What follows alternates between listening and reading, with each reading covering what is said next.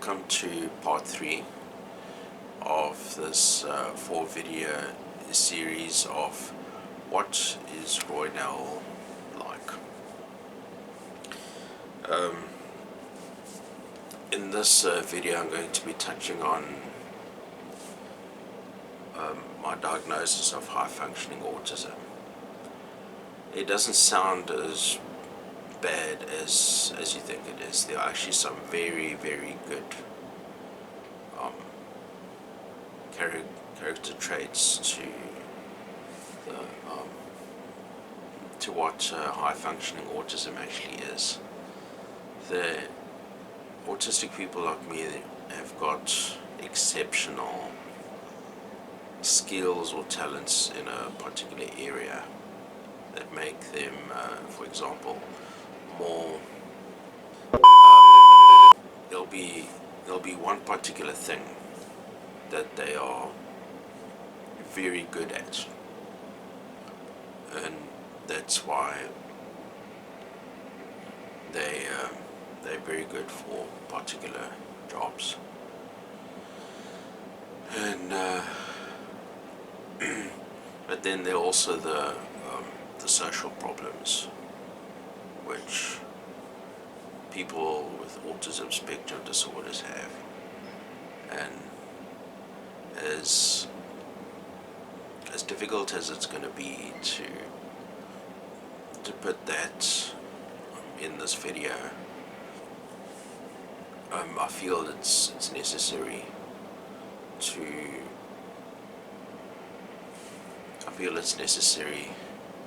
so that all of you will know what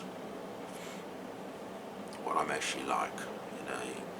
I want you guys to know the good side and the bad side of me, so that you can see what I'm really like, and especially for purposes of the ladies, any ladies watching these videos, they ask themselves, no one would want to date that guy, and want to marry him. He's such a hunk, and he knows a lot, and he can do this very well, and he can do that very well, and I just want to marry him.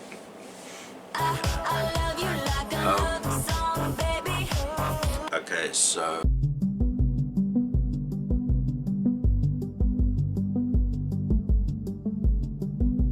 think about when you were first behind the wheel learning to drive a car. You were probably extremely conscious about where your hands were on the steering wheel, how often you needed to check your mirrors, and how close you could get to the car in front of you. But over time, all of that began to feel more natural. Now you can fiddle with the radio and talk to a friend, and you automatically drive faster on the highway without having to think about it. That's because of the cerebellum, a butterfly-shaped structure at the base of the skull. What the cerebellum allows you to do is basically take all of that explicitly, cognitively thought about information, fine-tune it, and then make a prediction that when I'm getting into the car, I'm just going to do this motor program. For years, scientists believed that the cerebellum's main function was to coordinate movements. Well, if you look in textbooks and if you look at the history of neurology, people have always thought of the cerebellum as being involved in controlling smooth movement, maybe processing sensory information. So if you're learning a dance step, or maybe adapting when you encounter a slippery surface and want to keep yourself from falling. But increasing evidence has shown the cerebellum also plays an important role in cognition and social skills, tasks that can be difficult for autistic people. There's evidence that perhaps it regulates not only movement, but maybe cognition, emotion, a wide range of other functions. One of the earliest clues linking the cerebellum to autism came from studying post-mortem autism brains. These brains often show a loss of specialized brain cells known as Purkinje cells, which are responsible for carrying signals out of the cerebellum. Depending on the study you're looking at, it's 50 to 90% of cases have Purkinje cell, a decrease in the Purkinje cell numbers that, even up to greater than 50% reduction, right? So pretty significant changes. Scientists have been able to trigger social problems in mice by deleting genes associated with autism in Purkinje cells. And a lot of these models show significant abnormalities in behavior that would be relevant for autism, social impairments, repetitive behaviors, inflexible behaviors, these kinds of things, kind of pointing at a critical role for the Purkinje cell in the regulation of these behaviors. In the 2000s, researchers learned that the regions of the cerebellum that are activated depend upon the task at hand. That helped researchers expand their understanding of the cerebellum's role to include prediction and correction of errors. Just as the cerebellum prevents people from tripping on an uneven sidewalk, it might also alert them when they sit too close to a conversation partner or help them laugh or sympathize at appropriate times. It does these things by ultimately allowing your brain in some way and your body to make a prediction. Researchers believe there may be an important critical period early on in development that links the cerebellum to social behavior. One study showed that inactivating the cerebellum early in a mouse's life, but not later on, leads to autism-like traits. People whose cerebellums are damaged from tumors or strokes may develop subtle social and emotional problems, but they do not become autistic. There's something about cerebellum that is very particular to that part of the brain, and also has effects that are cumulative in the sense that they have big effects early in life, and then those effects are not so large later in life. Scientists are hoping further research on this crucial brain area might inspire a search for new autism treatments. Ideas range from electrical stimulation of the region to shaping cerebellar circuits through video games. If we could imagine the successes of deep brain stimulation in treating Parkinson's disease, imagine if there was some region where we could go in and say, "Do," and tickle it, and then get some kind of outcome for behavior in the domain of autism. It would be amazing.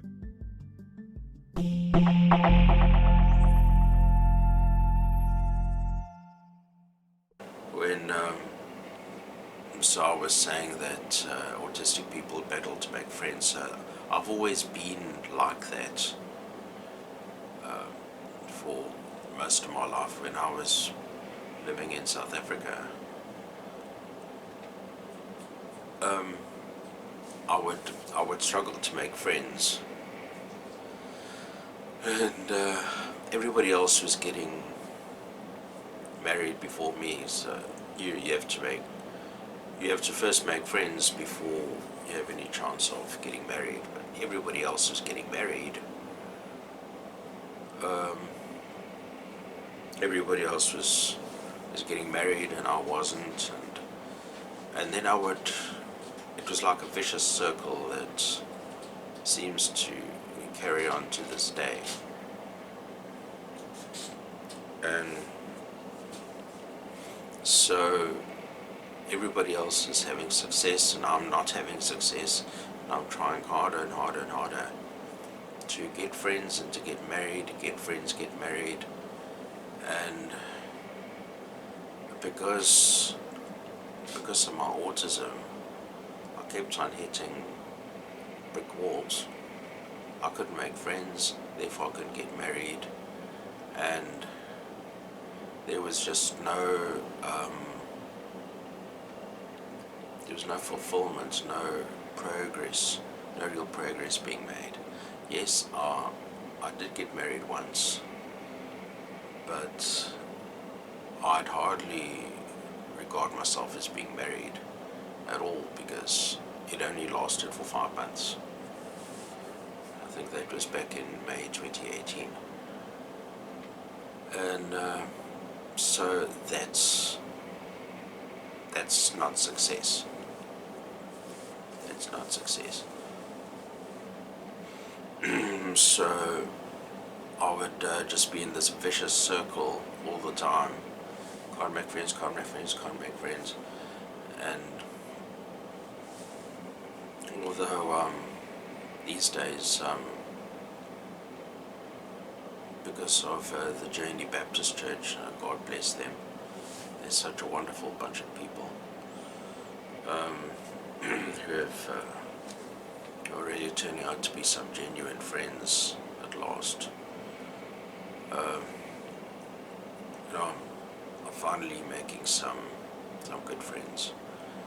So that's basically what I battled with for a long time. More positive aspects of autism the people like me with high functioning autism have got some very quirky interests. There's certain things that mesmerize me, and it's been like this all my life. I've been fascinated by car rev counters, and yeah, believe it or not, and I can show you. Take a look here. That's a car rev counter, and if I was a passenger in someone's car, in your car, wherever, I would be checking out your rev counter really carefully. And there are some other things that also mesmerize me to this day, actually. Here's another one of them. Sound level meters. I've got these on my laptop,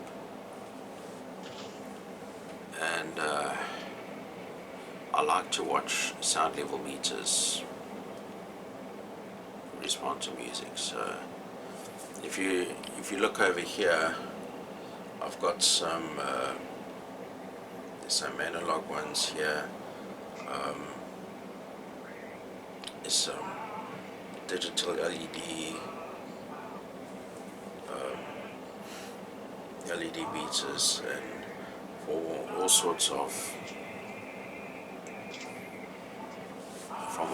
hi-fis, and I just like to watch them respond to music. So that's one of my autistic quirks and interests. What else?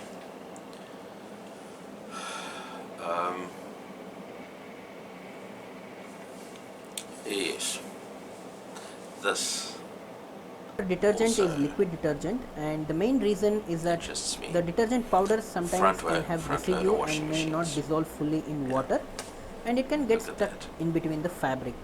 So I've seen some of my clothes fading off over a period of If, time. I if you wanna personally get felt me out that the the way, I liquid keep on telling detergent people this very jokingly. You want to get me out the way for the day. You want to keep me quiet. Just give me a chair and set your front loader washing machine going. Put me in front of it, and I will disappear into that front loader washing machine as if I was in it myself.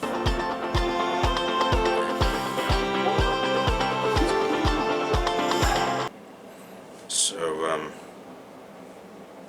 that's it basically. This video is going to be rather short. But that's basically what autism is like.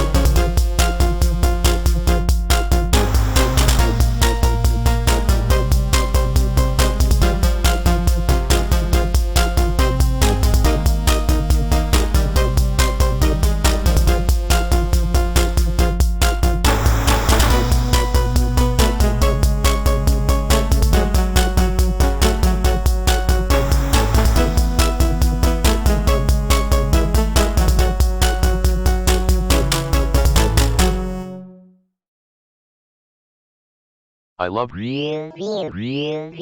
very much.